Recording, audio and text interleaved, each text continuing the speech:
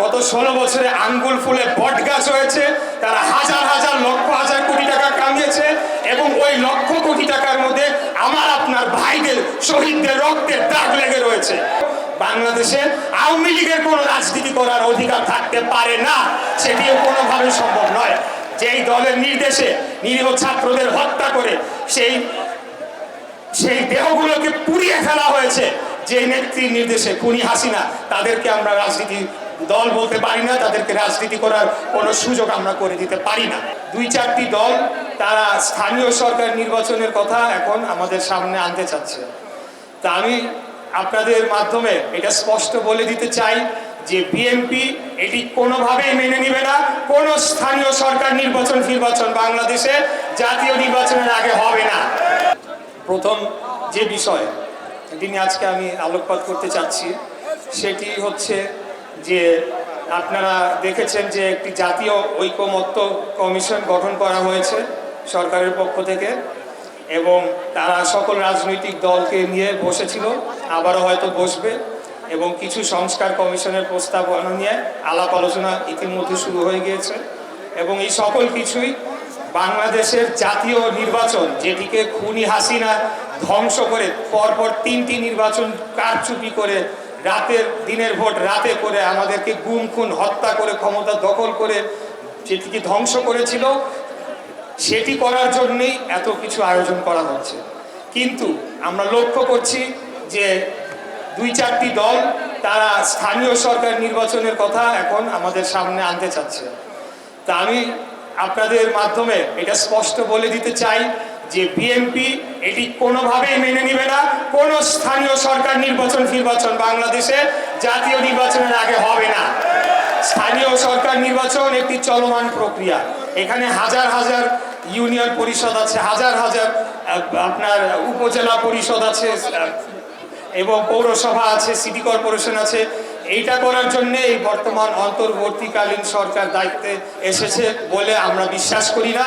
আমরা বিশ্বাস করি তাদের প্রধান এবং একমাত্র কর্তব্য হচ্ছে যে আগামী জাতীয় নির্বাচন কিভাবে সুষ্ঠু, সঠিক, নিরপেক্ষ হয় এবং মানুষ যাতে ভোট কেন্দ্রে গিয়ে তার ভোটটি দিতে পারে, এই ভোটের গণনাটি যাতে সঠিক হয় এবং ফলাফল ঘোষণাটি যাতে সঠিকভাবে প্রকাশ হয়, এগুলা করার জন্য যে প্রয়োজনীয় সংস্কার সেগুলাকে করে তারা জাতীয় নির্বাচন করে আগামী নির্বাচিত সংসদের কাছে তারা ক্ষমতা হস্তান্তর করে দিয়ে যাবে, যেই সংসদের অধীনে দীর্ঘমেয়াদে মধ্যমেয়াদের সংস্কার করা হবে এবং স্থানীয় সরকার নির্বাচন কিভাবে হবে তারা সেটাকে নির্ধারণ করবে। এখানে এই ধরনের যে স্থানীয় সরকারের বিষয়টি সামনে নিয়ে এসে যে দুরভিসন্ধিমূলক এবং চক্রান্তমূলক একটি চেষ্টা চালানো হচ্ছে, সেটি আমরা কোনোভাবেই মেনে নিব না। এটা হলো আমাদের কথা। দ্বিতীয় বিষয়, আপনারা জানেন যে গতকালকে আমাদের সংগ্রামী আহ্বায়ক জনাব রফিকুল আলম মজনু, ওনাকে আমি সাধুবাদ জানাই। উনি মঞ্চে আছেন কিনা জানি না, আছেন উনি, যে উনি স্পষ্টভাবে উনি চিহ্নিত করেছেন যে খুনি হাসিনার দোসর কারা ছিল এবং কারা তাকে সহযোগিতা করেছে, কারা গত 16 বছরে আঙ্গুল ফুলে বট গাছ হয়েছে, তারা হাজার হাজার লক্ষ হাজার কোটি টাকা কামিয়েছে এবং ওই লক্ষ কোটি টাকার মধ্যে আমার আপনার ভাইদের শহীদদের রক্তের দাগ লেগে রয়েছে। তাদেরকে কোনোভাবে ছাড় দেওয়া যাবে না। কেউ কোনো দালালি করতে আসলে তাদের পক্ষে আগামীতে আমাদের দলেরও যদি হয় তাদের বিরুদ্ধেও আমরা প্রতিবাদ করব এবং তাদের বিরুদ্ধে আমরা কথা বলবো।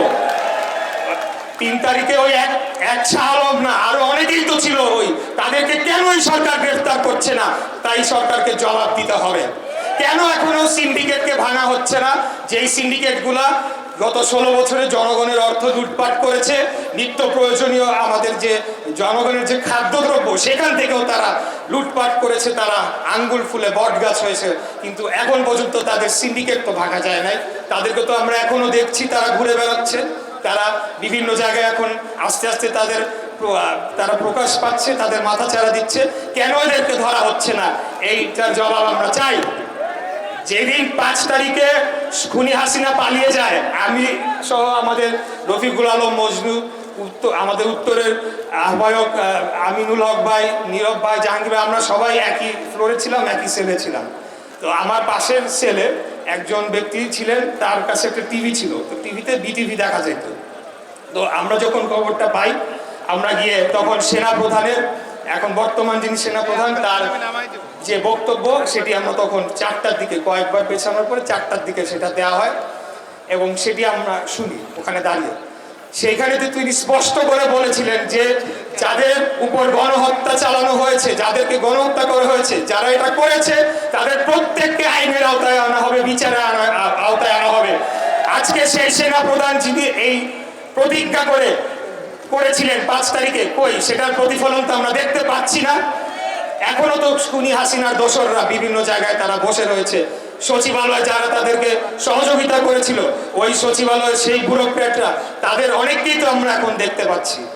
তাদের ব্যবসায়ীরা অনেকেই এখন আবারও বিভিন্ন জায়গায় তাদের ব্যবসা প্রতিষ্ঠানে বসা শুরু করেছে বা বিভিন্নভাবে তারা আবার প্রতিষ্ঠিত হওয়ার চেষ্টা করছে। তাদের বিরুদ্ধে কেন ব্যবস্থা নেওয়া হচ্ছে না? আমি বলবো, খুনি হাসিনার শাসন আমলকে টিকিয়ে রাখার জন্য এই অজুহাত দিলে চলবে না যে আমাদের তো কিছু করার ছিল না। আপনারা টাকা পয়সা বানাইছেন, আমার ভাইয়ের রক্তের উপর দিয়ে টাকা পয়সা বানাইছেন, আপনাদেরকে বিচার করা হবে, আপনাদের একজনকেও ছাড় দেওয়া হবে না। সেটা আপনি যত বড়ই ব্যবসায়ী হন না কেন, বা বাংলাদেশের সেনা প্রধান হোক বা রাষ্ট্রপতি হোক, জনগণের কাছে তাদেরকে জবাবদিহিতা করতেই হবে। তারা জনগণের ট্যাক্সের টাকায় তাদেরকে সেখানে বসানো হয়েছে। এই যে 536 জন না 600 কতজনকে যে ক্যান্টনমেন্টে জায়গা দেওয়া হলো, তাদেরকে কেন জায়গা দেওয়া হয়েছিল? ক্যান্টনমেন্ট কি ক্রিমিনালদেরকে জায়গা করে দেওয়ার জন্য কোনো স্থাপনা? তাদের নাম কেন প্রকাশ করা হলো না? কেন তাদেরকে তখনই আইনের আওতায় তুলে দেওয়া হলো না, বিচারের আওতায় তুলে দেওয়া হলো না? এইটার জবাব আমরা চাই। আজকে যেই দলটি সংস্কার করছে এবং তারা জাতীয় নির্বাচনকে বিলম্বিত করার জন্য স্থানীয় সরকার নির্বাচনের কথা বলছে, তাদের মুখ থেকে তো আমরা শুনি না যে এদের বিচারের দাবি, এদেরকে বিচার করতে হবে। কালকে আমাদের মজনু ভাই যে ব্যক্তির কথা বলছে, সেই ব্যক্তির হেলিকপ্টারে তো ওই দলের প্রধান গিয়ে দেশ ঘুরে বেড়াচ্ছে, তখন তো আপনাদের কোনো মায়া কান্না দেখি না। আপনাদের ঠিকই সেই হাসিনার দোসরের যে ব্যবসায়ী হেলিকপ্টারে করে ঘুরে আপনারা বাংলাদেশে বক্তৃতা করে বেড়াচ্ছেন, কই তখন তো আপনাদের মাঝে দেখি না শহীদদের জন্য মায়া কান্না। আবার এসা বলেন যে আপনারা বলে একমাত্র দেশপ্রেমিক। 71-এ আপনাদের ভূমিকা স্পষ্ট তো করেন নাই আপনারা। আমরা তো সেই বিষয় নিয়ে মাঝে মধ্যে বলতেই পারি, কিন্তু আমরা কিন্তু বলি না, বেশি বলি না আমরা। ঠিক আছে, আমরা একসাথে ফ্যাসিবাদী বিরোধী আন্দোলন করেছি, হাসিনা বিরোধী আন্দোলন করেছি, কিন্তু এখন আপনারা এসে সব কৃতিত্ব নিবেন, বলবেন আপনারা নাকি সব করছেন, আপনারা নাকি একমাত্র দেশপ্রেমিক। এটা কি মগের মূল্য পাইছেন নাকি রে? এইসব বাদ দেন আপনারা। আমি তাদেরকে আহ্বান জানাবো, আমরা যে স্পিরিট নিয়ে আন্দোলন করেছি, যেই আশা আকাঙ্ক্ষা নিয়ে আন্দোলন করেছি, গত 16 বছর আমরা জীবন দিয়েছি, আমরা গুম হয়েছি, আমাদেরকে হত্যা করা হয়েছে, সেটি হলো বাংলাদেশে একটি জনগণের সরকার প্রতিষ্ঠা করার জন্য, এবং সেটিকেই করতে হবে, সেটিকে প্রাধান্য দিতে হবে। এর বাইরে অন্য কোনো কিছু আমরা মেনে নিব না। আর শেষ যে কথাটি বলতে চাই, আমাদের সহযোদ্ধা গত জুলাই আগস্টে যারা শেষ মুহূর্তে এসে এই গণ অভ্যুত্থানের সামনের কাতারে দাঁড়িয়ে থেকে নেতৃত্ব দিয়েছেন, তারা রাজনৈতিক দল করছে, আমরা তাদেরকে স্বাগত জানাই। আমাদের নেতা দেশ নায়ক তারেক রহমান তাদেরকে ইতিমধ্যে আরো বহু আগেই স্বাগত জানিয়েছেন, রাজনীতিতে আসার আহ্বান জানিয়েছেন। বাংলাদেশ জাতীয়তাবাদী দল, আমরা বহুদলীয় গণতন্ত্রে বিশ্বাসী। আমরা মনে করি যত বেশি দল আসবে সেটা জনগণের জন্য ভালো হবে, উপকৃত হবে। কিন্তু তাদেরকে আমি বলবো যে আপনারা ভুল ব্যক্তিদের পরামর্শ দ্বারা পরিচালিত হয়ে আপনারা পতিত হয়েন না। যেই স্পিরিট নিয়ে এই জুলাই আগস্টের গণ অভ্যুত্থান হয়েছিল, সেটি ছিল একমাত্র মূলত এক কথায় যদি বলতে হয়, সেটি হলো বাংলাদেশের গণতন্ত্র এবং স্বাধীনতা, সার্বভৌমত্ব প্রতিষ্ঠা এবং সেটিকে রক্ষা করার জন্য, অন্য কিছু পরে। অতএব আপনারা সেটিকে প্রাধান্য দিবেন। আমরা সকলে মিলে একসাথে কাজ করে বাংলাদেশে আগামীতে আমরা এটিকে একটি উন্নত রাষ্ট্র হিসেবে গড়ে তুলতে চাই। সেটার জন্য আমরা সকলে মিলে একসাথে কাঁধে কাঁধ মিলিয়ে কাজ করব। বাংলাদেশে আওয়ামী লীগের কোনো রাজনীতি করার অধিকার থাকতে পারে না, সেটিও কোনোভাবে সম্ভব নয়। যেই দলের নির্দেশে নিরীহ ছাত্রদের হত্যা করে সেই দেহগুলোকে পুড়িয়ে ফেলা হয়েছে, যে নেত্রীর নির্দেশে খুনি হাসিনা তাদেরকে আমরা রাজনীতি দল বলতে পারি না, তাদেরকে রাজনীতি করার কোনো সুযোগ আমরা করে দিতে পারি না। এটা বাংলাদেশে কোনোদিনও হবে না।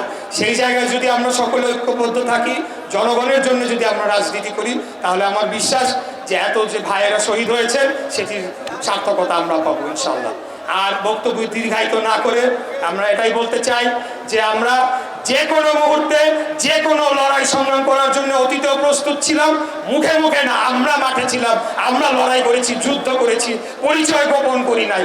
1 জন 5 জন 10 জন 50 জন যখন যেভাবে পেরেছি আমরা রাজপথে ছিলাম জনগণের অধিকারের জন্য, ক্ষমতায় যাওয়ার জন্য না।